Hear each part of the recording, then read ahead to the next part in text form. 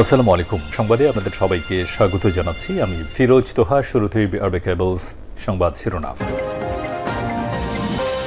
জানিয়ে দেব এই মুহূর্তে হাতে পাওয়া সর্বশেষ গুরুত্বপূর্ণ আপডেট বাংলা সংবাদ। শুরুতেই থাকছে অন্তর্বর্তী সরকারের কাছে গয়েশ্বরের যে প্রত্যাশা। বিএনপির স্থায়ী কমিটির সদস্য গয়েশ্বর চন্দ্র রায় বলেছেন, দেশে এখনও নির্বাচন হয়নি, এখনও জনগণের ভোটাধিকার প্রতিষ্ঠা করতে পারেনি। কাজেই নির্বাচনের মধ্য দিয়ে জনগণের অধিকারগুলো প্রতিষ্ঠা করতে হবে। দল, মত, ধর্ম, বর্ণ নির্বিশেষে সবাইকে বিএনপির পক্ষ থেকে আহ্বান করব একটি সুষ্ঠু অবাধ নির্বাচনের জন্য যেন স্ব ক্ষেত্রে অবদান রাখে। এবারে জানাবো সমবায় ব্যাংকের 12,000 ভরি স্বর্ণ গায়েব। বাংলাদেশ সমবায় ব্যাংকের 12,000 ভরি স্বর্ণের কোনো হদিস পাওয়া যাচ্ছে না বলে জানিয়েছেন স্থানীয় সরকার বিষয়ক মন্ত্রণালয়ের উপদেষ্টা এএফ হাসান আরিফ। রোববার দুপুরে কুমিল্লায় সাংবাদিকদের সঙ্গে আলাপকালে উপদেষ্টা একথা জানিয়েছেন। জানাবো ছাত্রদল সভাপতির বক্তব্যের পর যে নির্দেশনা দিল ছাত্র শিবির। ছাত্রলীগের নেতাকর্মীদের হাতে বিভিন্ন সময় নির্যাতনের শিকার ইসলামী ছাত্র শিবির ঢাকা বিশ্ববিদ্যালয় ফের স্বাভাবিকভাবে সংগঠনের কার্যক্রম শুরু করার চেষ্টা করছে। তবে বিষয়টি নিয়ে অন্যান্য ছাত্র সংগঠন ভালোভাবে নিচ্ছে না, এমন অভিযোগ করে নিজের অবস্থান পরিষ্কার করেছেন সংগঠনের কেন্দ্রীয় সভাপতি রাকিবুল ইসলাম রাকিব। এদিকে মাহমুদুর রহমানের জেল কোনোভাবেই মেনে নিতে পারছেন না জামায়াতের আমির। সাবেক প্রধানমন্ত্রী শেখ হাসিনার ছেলে সজীব ওয়াজেদ জয়কে অপহরণ করে হত্যার ষড়যন্ত্রে অভিযোগে করা মামলায় দৈনিক আমার দেশ পত্রিকার ভারপ্রাপ্ত সম্পাদক মাহমুদুর রহমানকে কারাগারে পাঠানোর আদেশ দিয়েছেন আদালত।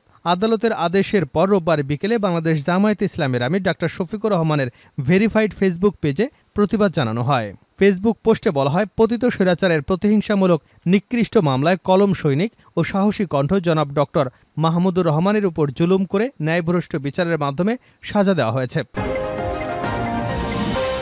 জানিয়ে দিব দ্বিতীয় মাসের মাথায় বিলুপ্ত বিএনপির ঢাকা মহানগর উত্তরের কমিটি।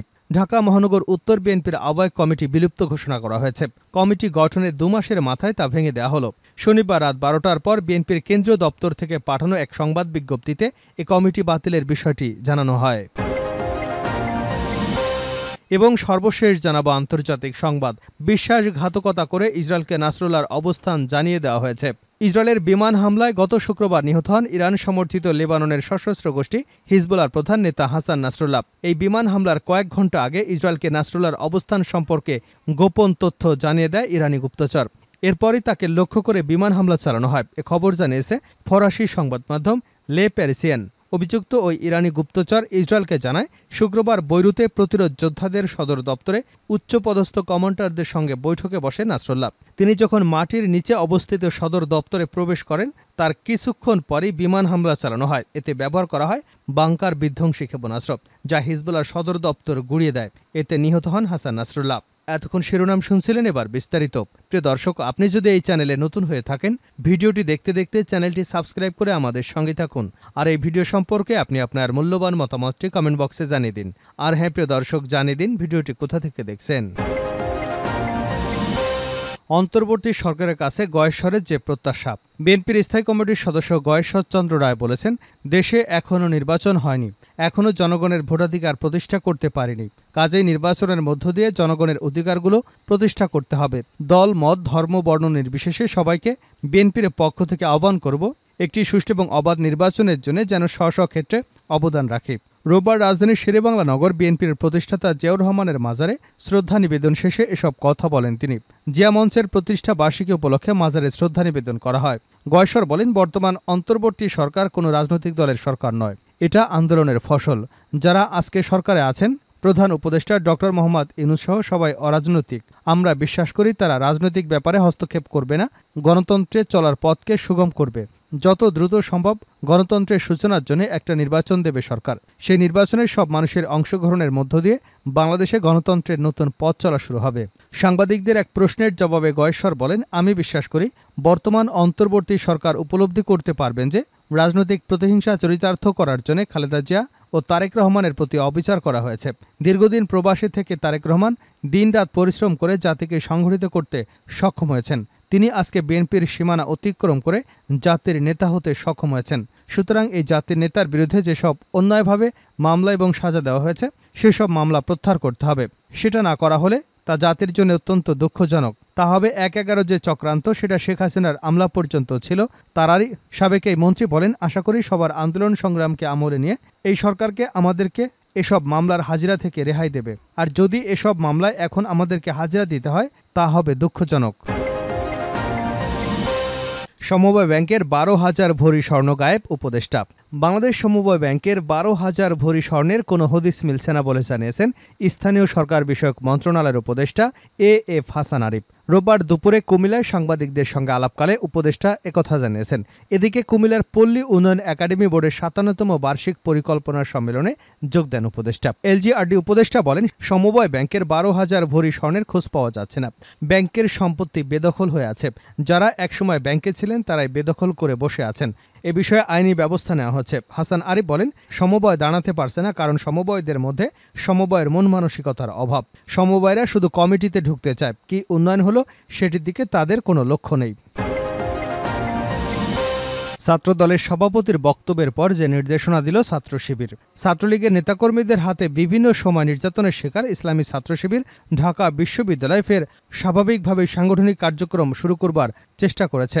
তবে বিষয়টি অন্যান্য ছাত্র সংগঠন ভালোভাবে নিচ্ছে না এমন অভিযোগ করে নিজের অবস্থান পরিষ্কার করে সংগঠনের কেন্দ্রীয় সভাপতি রকিবুল ইসলাম রাকিব শনিবার এক অনুষ্ঠানে ছাত্র শিবিরকে গোপন ও নিষিদ্ধ দাবি করে তিনি বলেন, বিগত ১৫.৫ বছর ছাত্রদল প্রতিটি ক্যাম্পাসে কমিটি দিয়ে আমাদের কার্যক্রম পরিচালনা করেছি। আমরা পূর্ণাঙ্গভাবে কমিটি প্রকাশ করবার মাধ্যমে প্রকাশ্যে দিবালোকে আমাদের কার্যক্রম পরিচালনা করেছি। কিন্তু এখন দেখা যাচ্ছে যে একটি গোপন এবং নিষিদ্ধ সংগঠন রয়েছে, যারা ১৫.৫ বছর ছাত্রলীগের পতাকা তলে থেকে তারা একজনও প্রকাশ্যে আসার সাহস পায়নি। এই সময় তিনি ছাত্র শিবিরকে উদ্দেশ্য করে আরও বলেন, আপনারা এমন কোনো ষড়যন্ত্র করবেন না আবার ১৯৭১ সালে নেয় আপনাদের আবার বড় ধরনের বিচারের মুখোমুখি হতে হয়। এভাবে এই গোপন সংগঠনের তৎপরতার মাধ্যমে ইতিমধ্যে সাধারণ শিক্ষার্থীরা তাদেরকে বয়কট করেছে এবং সামাজিক যোগাযোগ মাধ্যমে দেখছেন তাদেরকে। ছাত্রদলের সভাপতির এমন বক্তব্যের পর বিভিন্ন মাধ্যমে শুরু হয় আলোচনা সমালোচনা। এবার বিষয়টি নিয়ে নেতাকর্মীদের নির্দেশনা দিয়েছে ইসলামী ছাত্র শিবির। রোববার এক বার্তায় নেতাকর্মীদের জানায়, সম্প্রতি ছাত্রদল সভাপতির একটি বক্তব্যকে কেন্দ্র করে সোশ্যাল মিডিয়ায় অনেকেই লেখালেখি করছেন। আমরা আমাদের সকল দায়িত্বশীল এবং জনশক্তি ভাইদের প্রতি কোনো ধরনের প্রতিক্রিয়া না দেখানোর আহ্বান জানাচ্ছি। ব্যক্তি বা দলীয় বিতর্কের ঊর্ধ্বে উঠে আমরা জাতীয় ঐক্যকে প্রাধান্য দিতে চাই। ছাত্র জনতার বিপ্লবের অন্যতম স্পিরিট হল জাতীয় ঐক্য এবং ফ্যাসিবাদের নির্মূল। তাই আমাদের সবাইকে উদারতা এবং দায়িত্বশীল আচরণ অব্যাহত রাখতে হবে। মহান আল্লাহ আমাদেরকে ধৈর্য এবং প্রজ্ঞার মাধ্যমে কাজ করবার তৌফিক দান করুন। মাহমুদুর রহমানের জেল কোনোভাবেই মেনে নিতে পারছে না জামায়াতের আমির। সাবেক প্রধানমন্ত্রী শেখ হাসিনার ছেলে সজীব ওয়াজিদ জয়কে অপহরণ করে হত্যার ষড়যন্ত্রে অভিযোগে করা মামলায় দৈনিক আমার দেশ পত্রিকার ভারপ্রাপ্ত সম্পাদক মাহমুদুর রহমানকে কারাগারে পাঠানোর আদেশ দিয়েছেন আদালত। আদালতের আদেশের পর আজ রোববার বিকেলে বাংলাদেশ জামায়াতে ইসলামের আমির ড শফিকুর রহমানের ভেরিফাইড ফেসবুক পেজে প্রতিবাদ জানানো হয়। ফেসবুক পোস্টে বলা হয়, পতিত স্বৈরাচারের প্রতিহিংসামূলক নিকৃষ্ট মামলায় কলম সৈনিক ও সাহসী কণ্ঠস্বর জনাব ড মাহমুদুর রহমানের উপর জুলুম করে ন্যায়ভ্রষ্ট বিচারের মাধ্যমে সাজা দেওয়া হয়। আশ্চর্য, আদালতকে সম্মান করে আজ তিনি আদালতে হাজিরা দেবার পর বিচারক তাকে জামিন না দিয়ে জেলে পাঠিয়ে দিলেন। কোনোভাবেই তা মেনে নিতে পারছে না। নিকৃষ্ট এই মামলায় তাকে নিঃশর্ত খালাস দিয়ে অতি দ্রুত মুক্তি দেওয়া হোক। তিনি স্বৈর শাসনের পুরো সময়টা জুড়ে স্বৈরতন্ত্রের বিরুদ্ধে লড়াই করেছেন। স্বৈরাচারের হাতে আদালত প্রাঙ্গণে রক্তাক্ত হয়েছেন, দেশ ত্যাগে বাধ্য হয়েছেন। জনাব মাহমুদুর রহমান, জাতি আপনার অবদানকে চিরদিন শ্রদ্ধার সঙ্গে স্মরণ করবে, কারণ আপনি একজন বীর।